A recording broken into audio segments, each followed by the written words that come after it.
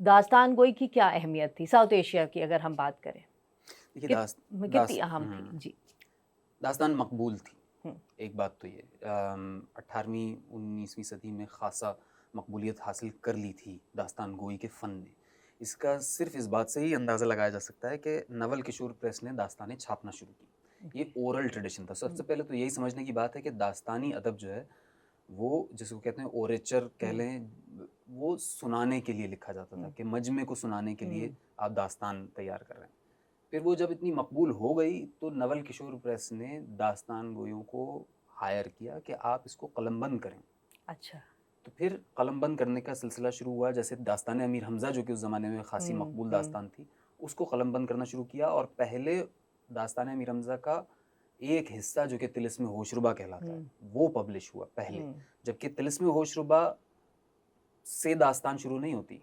अगर क्रोनोलॉजिकली देखें तो तिलिस्म होशरुबा 8वां दफ्तर होगा, हुँ, 8वां वॉल्यूम होगा, हुँ, जहाँ से तिलिस्म होशरुबा शुरू होती है। लेकिन चूँकि तिलिस्म होशरुबा की पॉपुलैरिटी दास्तान ए मिरहमज़ा में भी सबसे ज़्यादा थी, जी। तो पहले तिलिस्म होशरुबा के 8-9 वॉल्यूम्स जो भी हुँ, हैं, वो पहले छपे। फिर दास्तान ए मिरहमज़ा के बाकी वॉल्यूम्स उन्होंने छापना शुरू किए।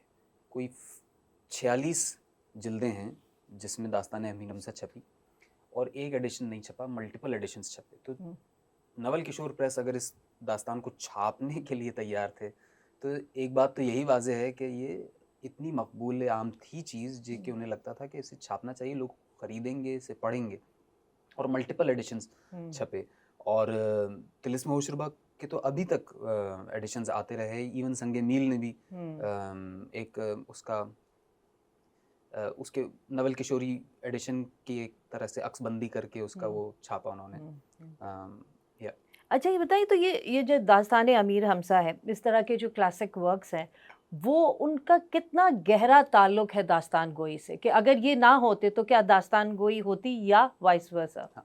अच्छा, हम अगेन मैं कहूँगा कि हर ओरल स्टोरी ट्रेडिशन को हम दास्तान गोई नहीं कह रहे हैं इस हुँ, वक़्त। हुँ, हम दास्तान गोई से मुराद ले रहे हैं एक ख़ास किस्म की कहानी सुनाने का तरीक़ा जो उर्दू ज़बान में राइज हो गया 18वीं 19वीं हुँ, 17वीं 18वीं 19वीं सदी में। हुँ, हुँ, ठीक है ना? तो हम ख़ासुल-ख़ास उसकी बात कर रहे हैं। ठीक है। एक तो ये कि जो दास्तानें थीं, ये जैसे मैंने कहा कि ये सुनाने के लिए लिखी जाती थी। हुँ, सो भले आप उसको एक्सटेम्पोर सुनाएँ, हुँ, यानी खुद से इम्प्रोवाइज़ करके सुनाएँ या आप उसको याद करके सुनाएँ या हाथ में लेकर पढ़ के सुनाएँ, हुँ, वो लिखी इस वजह से गई है कि उसको सुनाया जाए। ठीक है।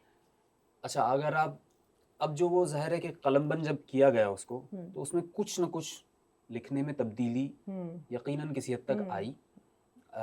लेकिन उसमें भी जब आप उसको पढ़ते हैं तो आपको इस बात का एहसास रहता है कि ये लिखी ऐसे ही गई है जैसे मजमे को सुनाने हुँ, के लिए लिखी जाती है। हुँ, जैसे कोई खेल लिखता है, हुँ, नाटक लिखता है कि उसे खेला जाएगा, हुँ, उसी तरह दास्तान लिखी जाती है कि इसे सुनाया जाएगा। हुँ, ये